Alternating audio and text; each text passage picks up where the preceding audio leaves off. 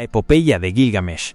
El alba de la leyenda en la resplandeciente Uruk. En las brumosas y doradas arenas del tiempo, cuando las primeras luces de la civilización comenzaban a despuntar en el corazón de Mesopotamia, mucho antes de que las colosales pirámides de Egipto se alzaran como desafíos petrificados al cielo, o que el poderío de la eterna Roma comenzara a forjarse en las colinas itálicas, una cultura vibrante y pionera floreció entre los sinuosos cauces de los ríos Tigris y Éufrates. Sumeria, una tierra donde la innovación y la mitología se entrelazaban como las fibras de un tejido antiguo, fue la cuna de las primeras ciudades, centros de vida y saber donde se erigían templos escalonados hacia los dioses. Fue en este crisol de culturas donde nacieron reyes y héroes cuyas hazañas, meticulosamente inscritas en tablillas de arcilla cocida, han logrado trascender el velo de los milenios, susurrando ecos de un pasado lejano pero aún palpable. Hoy, nos aventuraremos en el corazón del mito de uno de sus gobernantes más extraordinarios y enigmáticos, Gilgamesh, el soberano de la resplandeciente Uruk, una ciudad que brillaba como una joya en la llanura aluvial.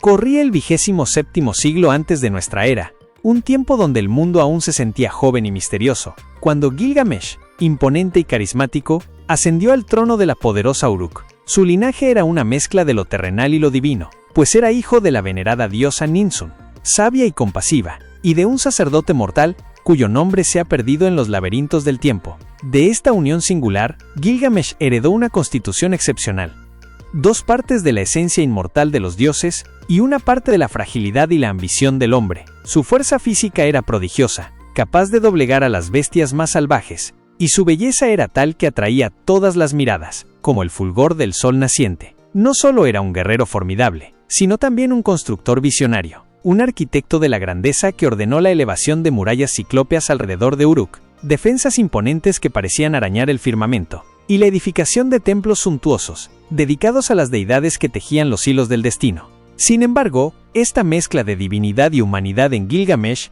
también engendró una sombra en su reinado. En su juventud y embriagado por su poderío incomparable, se dejó seducir por la tiranía. Su voluntad se convirtió en ley incuestionable, y sus deseos, en mandatos inapelables. Los habitantes de Uruk gemían bajo el peso de su gobierno autocrático, obligados a extenuantes jornadas de trabajo forzado, levantando piedra sobre piedra para glorificar a su rey, sin descanso ni recompensa justa. Los campos quedaban desatendidos mientras los hombres eran movilizados para construir sus monumentales proyectos, y la alegría de los hogares se desvanecía, cuando las doncellas más hermosas eran reclamadas para servir en su palacio, un símbolo de su poder absoluto y su desconsideración por el bienestar de su pueblo. El lamento colectivo de Uruk, un murmullo creciente de desesperación y resentimiento, ascendió como una plegaria amarga hacia los etéreos dominios de los dioses. En las alturas celestiales, donde las estrellas titilaban como incontables ojos observando el devenir del mundo mortal, los dioses escucharon el clamor angustiado de los habitantes de Uruk.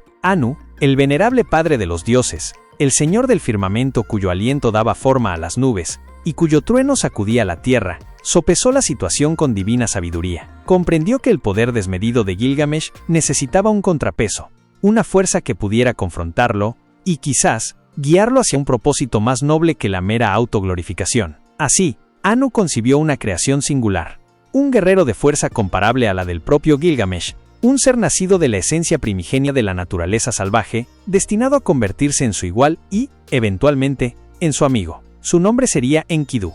En las vastas y ondulantes llanuras que se extendían más allá de los muros de Uruk, un lugar donde la hierba alta se mecía al ritmo del viento y las criaturas salvajes vagaban con libertad, Enkidu cobró forma. No nació de vientre mortal, sino de la arcilla virgen amasada por la sabia mano de la diosa Aruru, la creadora de la humanidad. Su cuerpo era robusto y ágil, cubierto de un pelaje denso que lo mimetizaba con su entorno. Creció en comunión con la naturaleza, alimentándose de la leche de las gacelas, corriendo junto a los onagros salvajes, su espíritu indómito como el viento que barría las estepas. No conocía las leyes ni las costumbres de los hombres, solo los instintos puros y ancestrales del mundo natural. Pero el hilo del destino, invisible pero inquebrantable, comenzaría a tejer su camino hacia él. Una cazadora experimentada, cuyo ojo agudo podía discernir el movimiento más sutil en la distancia, descubrió a esta criatura singular. Fascinada por su fuerza y su nobleza salvaje, intuyó que Enkidu era diferente a cualquier bestia que hubiera visto antes. Con paciencia y astucia, se acercó a él, ofreciéndole un puente entre su mundo de instinto y el universo de la civilización humana.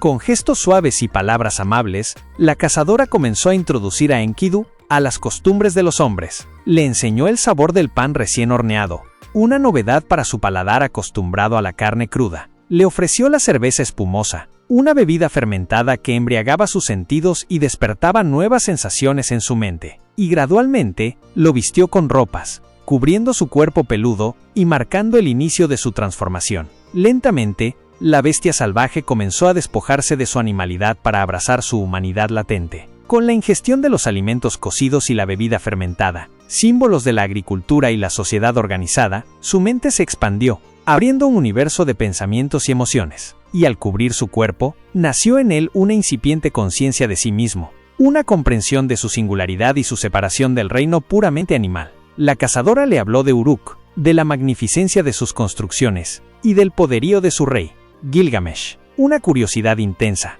como una semilla germinando en tierra fértil, se encendió en el corazón de Enkidu. Un anhelo de experimentar este mundo desconocido, de contemplar los muros imponentes y de conocer a este gobernante del que tanto se hablaba, lo impulsó a emprender un viaje trascendental hacia la resplandeciente ciudad.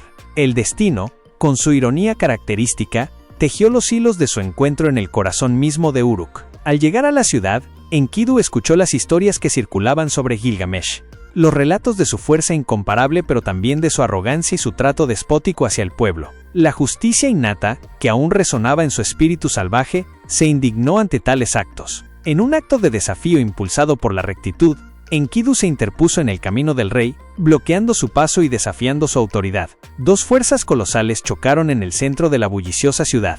La civilización, personificada en el rey semidios, se enfrentó a la naturaleza indómita, encarnada en el hombre criado por las bestias. La confrontación no fue una mera escaramuza, sino un choque de titanes que hizo temblar los cimientos de Uruk. Gilgamesh, acostumbrado a la sumisión y al temor reverente, se encontró con un adversario cuya fuerza era comparable a la suya, cuya mirada no mostraba miedo sino desafío. Lucharon con una ferocidad primigenia, sus cuerpos entrelazándose en una danza de poder y resistencia. La multitud observaba en silencio, atónita ante el espectáculo de dos fuerzas tan formidables. Pero de este encuentro tumultuoso no surgió la destrucción, sino algo completamente inesperado, un profundo reconocimiento mutuo. Enkidu, por primera vez en su existencia, encontró a un igual, alguien cuya fuerza y determinación rivalizaban con las suyas. Gilgamesh, a su vez, se sintió desafiado de una manera que nunca antes había experimentado, una prueba genuina de su poder que iba más allá de la simple obediencia.